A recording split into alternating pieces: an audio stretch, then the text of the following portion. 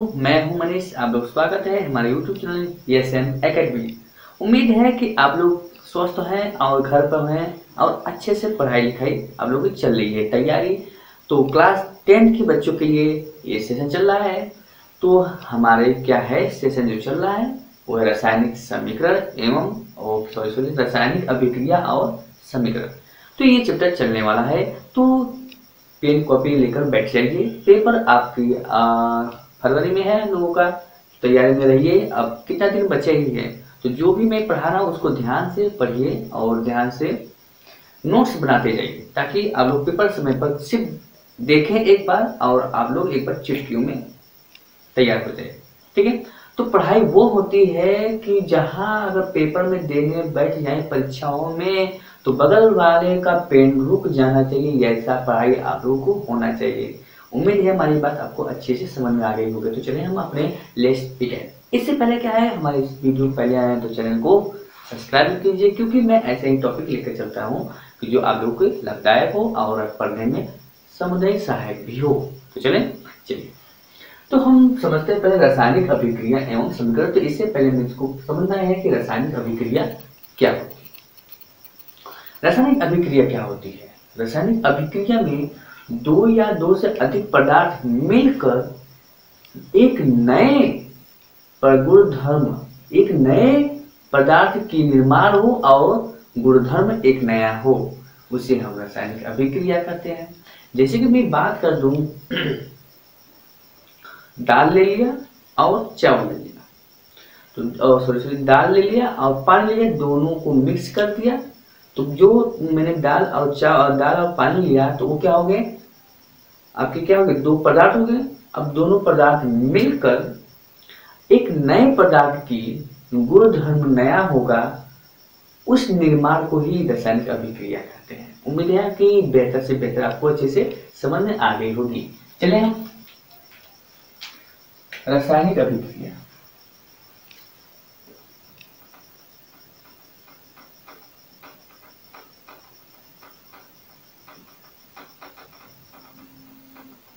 अब रासायनिक अभिक्रिया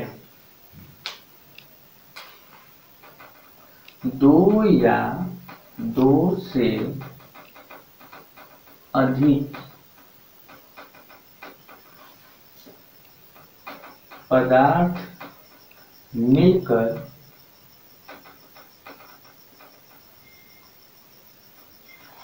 दो या दो से अधिक पदार्थ मिलकर एक या एक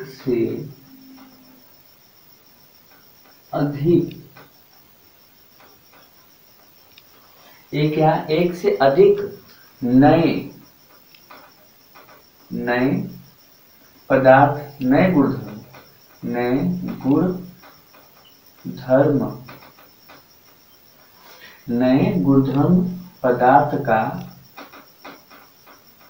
पदार्थ का निर्माण हो तो उसे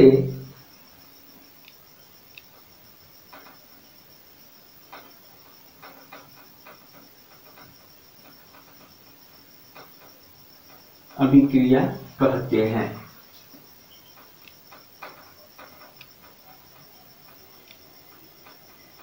उम्मीद है कि आपको अच्छे से समझ में आ गई होगी।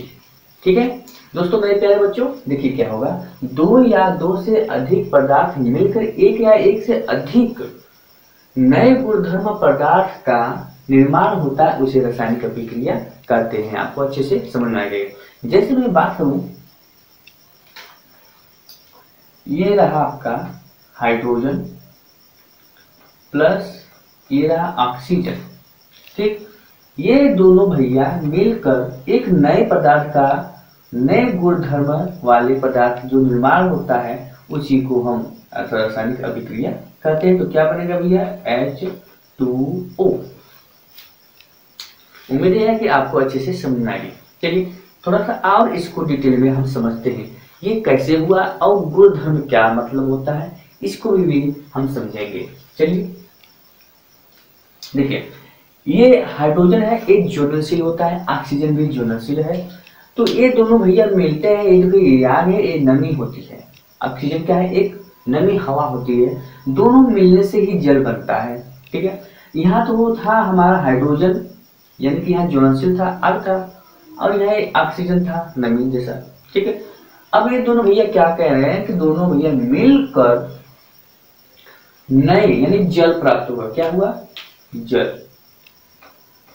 ठीक, अब इन दोनों भैया मिलकर जल तो प्राप्त करते हैं। देखिए यहाँ पर जल बन गया, ये तो दोनों आग लगा है, ये भी आग लगाता है, ये भी आग लगाता है, लेकिन यहाँ जल दूसरा जल हो गया कि ये जल आग तो लगाएगा नहीं। ठीक है, पानी जो ताप बुझाती है, यानी पानी पीने पर हम लोग शरीर को जो लाभदायक पहुंचाती है, अच्छे से आपको समझ आ गई होगी। तो यहाँ पर जल हो गया, जल का गुणधर्म अलग हो गया है, और यहाँ पर कुछ गुणधर्म अलग है, समझेंगे। यानी कुछ नया पदार्थ का जो है कुछ नया गुणधर्म पदार्थ का निर्माण करे, उसी को हम रासायनिक अभिक्रिया कहते हैं। अब जैसे कि और भी ले सकते हैं, जैसे मैग्नीशियम ऑक्सीजन, मैग्नीशियम ऑक्साइड। अब देखिए जो मैग्नीशियम है, इस मैग्नीशियम को हवा में जो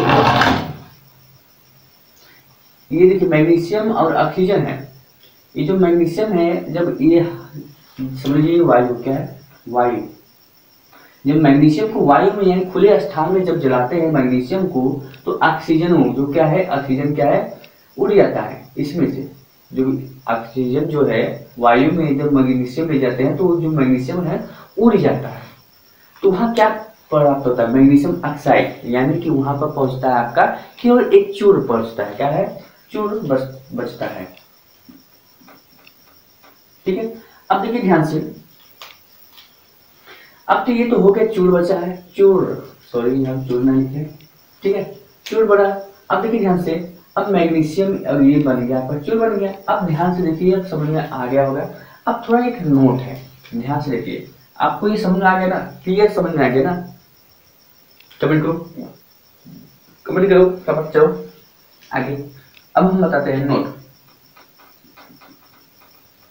नोट यह है रासायनिक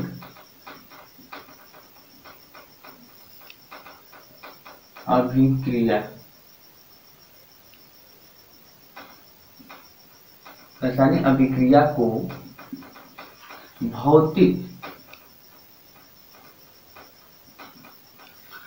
द्वारा, रासायनिक अभिक्रिया को भौतिक द्वारा पलट नहीं कर सकते, पलट नहीं कर सकते, नहीं कर सकते। अब भैया ये कौन सी बात हुई, अब कह रहा है रासायनिक अभिक्रिया को भौतिक द्वारा पलट नहीं कर सकते। इसका मतलब क्या होगा, देखिए यहाँ से, जो रासायनिक अभिक्रिया है उस रासायनिक अभिक्रिया को भौतिक द्वारा हम पलट नहीं कर सकते। ये बात आपको अच्छे समझने की कोशिश कर रहा हूं। जैसे देखिए, जैसे कि वाष्पीकरण,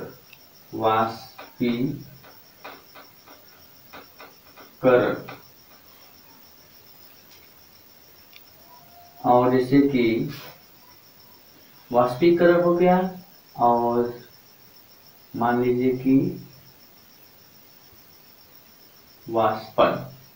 वाष्पीकरण, अपकेंद्रितकरण,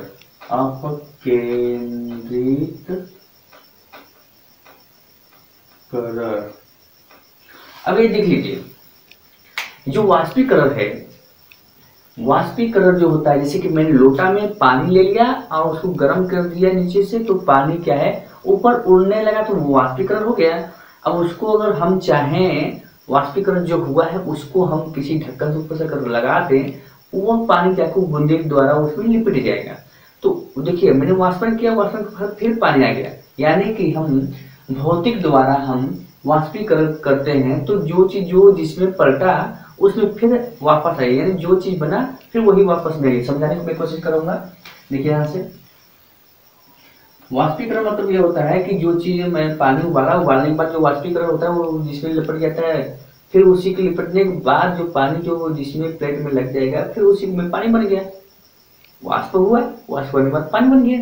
ठीक है, चलिए अब वाष्पीकरण हो गया। अब जैसे कि ये वाष्पीय हो गया, अब देखिए अपकेंद्रित कर्व क्या होता है, अपकेंद्रित हो गया, अपकेंद्रित मतलब क्या होता है आप समझते हैं ना, जैसे कि जो माथा मारते हैं अपकेंद्रित हो गया, तो अपकेंद्रित हो गया। अब देखिए थोड़ा सा एक और क्या है क्या ऊर्ध्वपातन, ऊर्ध्वपातन, ऊर्ध्वपातन भी क्या है भौतिक अवस्था से बदली जा सकती है। ऊर्ध्वपातन द्वारा हम जैसे कपूर है, कपूर ठोस होता है, तो ठोस से मैंने गैस में चेंज किया और गैस से फिर मैं उसको मैं ठोस में ला सकता हूँ। तो ये भौतिक के गुण हुए। अब यही जो ये हो रहा है, अब यही चीज में रासायनिक द्वारा जो मैं करूँ तो वो पलट नहीं किया जा सकता। कहने के तात्पर्य मेरा ये रहा, ठीक है। जैसे रासायनिक अभिक्रिया में शामिल, यानी रासायनिक अभिक्रिया में क्या क्या शामिल होते हैं, क्या क्या अवस्थाएं में बदलते रहते हैं। चलिए देखिए, जैसे रासायनिक अभिक्रिया में जैसे अवस्था में परिवर्तन, यानी कि किसी अवस्था से दूसरी अवस्था में परिवर्तन हो जाए, फिर उस अवस्था जिसमें परिवर्तन हुआ है वो वैसी वापस में ना आ सके। अगर आ जाता है तो जानते हैं भौतिक में आ जाएगा। इसलिए रासायनिक अभिक्रिया में जो जिस अवस्था में चला गया फिर वापस नहीं बन सकता कोई चीज भी, ठीक है। चलिए रंग में परिवर्तन, रंग में परिवर्तन भी हो जाता है। रंग परिवर्तन एक बार हो गया फिर वापस नहीं आ सकता। गैस का उत्सर्जन, यानी गैस भी निकलता है, इसमें भी वही चीज। फिर तापमान में परिवर्तन, इसमें भी परिवर्तन होता है, ठीक है। उम्मीद है आपको समझ आ गई। अब रासायनिक अभिक्रिया के उदाहरण, अब रासायनिक अभिक्रिया के उदाहरण क्या क्या हो सकते हैं, देखिए ध्यान से। भोजन का पकना, भोजन जैसे कि चावल पानी को मिला दिया तो आपका भात बन गया, पक गया ना। अब वो फिर वही से वो वापस तो आ ही नहीं गया, तो इसलिए हमारा क्या हो गया, रासायनिक अभिक्रिया हो गया। तो रासायनिक अभिक्रिया में उदाहरण क्या क्या है, भोजन का पकना, श्वसन यानी सांस लिया, छोड़ा कार्बन डाइऑक्साइड, मैंने सांस लिया जो वही तो आपका ऑक्सीजन हुआ। फिर उसके बाद छोड़ा क्या, कार्बन डाइऑक्साइड CO2, तो मैंने जो लिया वही फिर नहीं निकला, इसलिए ये भी रासायनिक अभिक्रिया में उदाहरण हो गए। दूध से दही बनना, अब दूध जो है दही बन जाता है, तो दूध से दही जब बनता है तो वह कौन सी क्रिया कहलाती है, किण्वन विधि होती है। तो इसमें क्या है, फिर वापस तो आ ही नहीं सकता है, दूध से जब दही बन जाए, दही से क्या दूध बन सकती है, नहीं ना। तो ये भी रासायनिक अभिक्रिया है, ये भी उदाहरण हो गया भैया। अब मैग्नीशियम रिबन को वायु में जलाने पर मैग्नीशियम ऑक्साइड का बनना। अब मैग्नीशियम को जब रिबन को साथ यानी कि वायु में जब जलाते हैं तो मैग्नीशियम का चूर्ण सी बचता है, यानी सफेद चूर्ण बचता है, ठीक है। तो इसमें मैग्नीशियम ऑक्साइड का बन जाता है। तो मैग्नीशियम ऑक्साइड जब चूर्ण बन गया, क्या मैग्नीशियम में फिर वापस ला सकते हैं, नहीं ला सकते। ये भी एक रासायनिक अभिक्रिया के उदाहरण है। तो उम्मीद है कि आपको ये सेशन पसंद आएगा। तो आज के लिए बस टॉपिक यहीं तक। अब मिलते हैं अगली वीडियो में। अगर आप लोगों को वीडियो अच्छा लगा हो तो चैनल को जरूर सब्सक्राइब कीजिए, नए हो तो, और बाकी आप लोग लाइक और सब्सक्राइब जरूर कर दीजिए, और सभी अपने सहपाठी दोस्तों सभी लोगों को शेयर कीजिए। हम ऐसे ही मिलते रहेंगे। जय हिंद।